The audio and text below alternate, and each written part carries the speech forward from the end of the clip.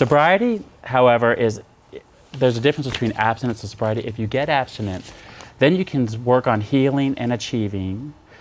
Healing, a healing is achieved and balance is maintained in all the areas of your life affected by addiction. Okay, so you achieve a healing and you maintain the balance in all the areas of your life that are affected by addiction. That's what sobriety really is. It's a balance in all those areas, okay? Abstinence and celibacy. Celibacy is abstinence, related to sexual activity. Right. Okay. So it's the same. Yeah, Same thing, right? yeah. But abstinence from mood-altering substances is like not drinking, not using. So if you're abstinent, that it's being clean. Abstinent is being clean, okay? So they'll say you get clean and sober, right? So you got to get clean first. Then and for some people, getting clean is really hard. I mean, they just struggle for years and years before they can finally get clean. And other people come in and they're just done, right? They just go, wow, just done, and they're just like, boom, they just move right into working on sobriety then. And I always hated those people. It took me 8 years, So I thought we just come in and but maybe who knows what they went through before they finally decided just to that it wasn't a choice for them anymore, okay? All right. Alcoholic and addicted personalities are managed for a lifetime. Personalities do not change. Your personality is the way that you respond to the world and you react to the world. It's how you see the world and how you react to it, okay? Addicted personalities don't change. It's one of the reasons why we keep going to 12-step meetings and we keep working on our steps they manage our addicted personalities.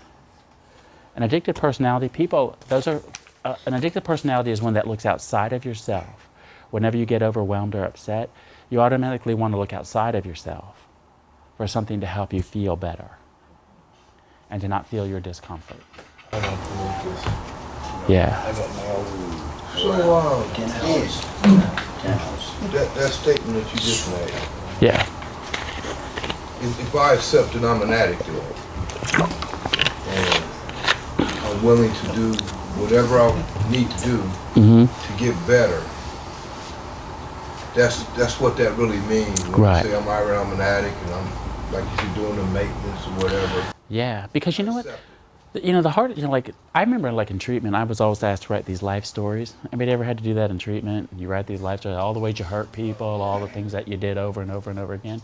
And I thought, oh my God, how many of these do I have to write, right? And shame and blame and, criticism and all that negative stuff never heal anybody.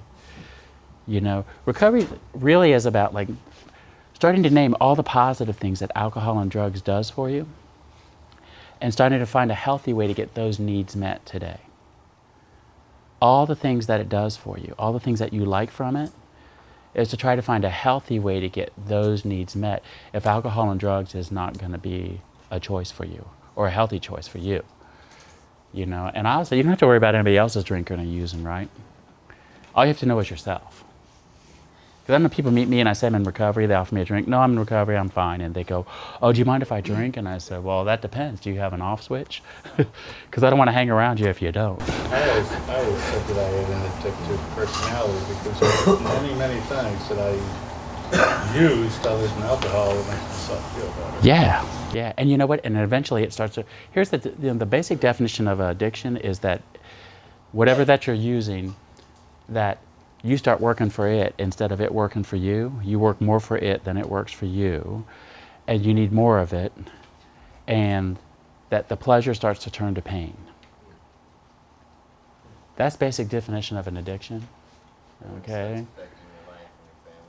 Yeah, any area, And my sponsor always used to say, Chris, you're just addicted to more. If it makes you feel good, he said, you started, using stuff outside of you because you grew up around a lot of trauma. I mean, you grew up in a concentration camp but told you're supposed to love the guards. So he said, you started drinking and getting high at 10, okay? And... Yeah, my counselor at the treatment place last year told me I was addicted to chaos. Yeah. I didn't know what the hell she meant. I actually got offended by that. Yeah. I got pretty angry because. Well, you know, if that's your normal growing up, if you're used to living in chaos, like, you know, dysfunctional families live in chaos. They know how to respond to that. It's when things start going smooth that we'd like go, uh-oh, the other shoe's gonna drop. Uh-oh. And so people will create chaos at times because then they can be in control of it, right? And it's hard to trust that, hey, things might actually, you know, be okay. You know, the other setup for failure is that, you know, that like I was always told, you know, if you just get sober, things will get better. And I was like, it was not true. You know, life keeps happening no matter what. Recovery just gives you the tools to be able to respond differently and maybe healthier. You know, like a lot of people get into recovery. Like if you grew up in a chaos, like you're not taught how to negotiate or do healthy conflict resolution as a kid, right? So when you become an adult, you know, you don't know how to do that. So you do the best that you can. And I'd always run away. And in a relationship, there's always a runner and a chaser, right? Okay, so I'd be locking myself in the bathroom because, you know, so finally, you know, our therapist said, looked at my partner and said, you know, like, and looked at me and said, how do you know when a conflict is over in your house, Chris? And I said, well, who's ever standing and bleeding the least? I mean, really, in my house growing up, that's the way it was, you know? And so, you know, and my partner laughed, but our therapist said, look over at him, he's not laughing. He said, can you at least thank him for locking himself in the bathroom and not kicking your ass, because I'm sure he can take you. Okay. It was a skill I didn't have, you know. Another one was, you know, the 3 rules in a dysfunctional family, right? Or overwhelmed family, I like that word better. Don't trust, don't feel, and don't talk about it. So, like, I've been through treatment 8 times, and when I first got sober, my sponsor said, hey, what are your healthy feelings? Because he was a therapist, and I go, happiness. He goes, no, that's a state of being. You create that from being of love and service to other people in the world, because it's not a feeling. You can be happy even if you're sad and grieving, okay? Contentment, joy, all those kind of things are states of being you create. What are your healthy feelings? And I go, I don't know. I didn't know healthy feeling from a hole in the wall, right? Because we never talked about feelings. Overwhelmed families don't talk about them. They act out on them a lot. And addicts act out on their feelings, but they don't talk about them a lot. So, What makes people, if you ask them a simple question, do you like this? I ask you something, can you pick me up tomorrow at 9? And if they have an appointment, instead of answering and say, I have an appointment, they do this.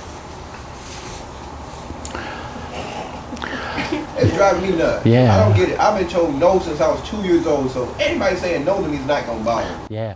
People who, that's always about the other person though, right?